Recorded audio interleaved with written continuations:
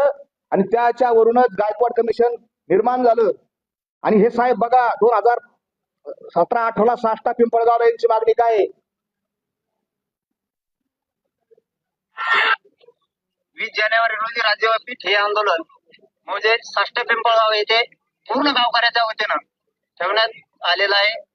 आमची मागणी राज्य सरकारकडे, आम्हाला गायकवाड कमिशननं जो आरक्षण 16% अहवाल दिलेला आहे त्याचप्रमाणे टिकणार चौकटीच्या घटनेच्या चौकटीत टिकणारं मराठा आरक्षण पाहिजे. यावरती संपूर्ण साष्टा पिंपळगाव एकमतानं ठाम आहे आणि आम्ही व्यापक रूपाचं आरक्षण हे मिळवण्यासाठी राज्यव्यापी ठिय्या आंदोलन साष्टा पिंपळगावी या ठिकाणी करत आहोत.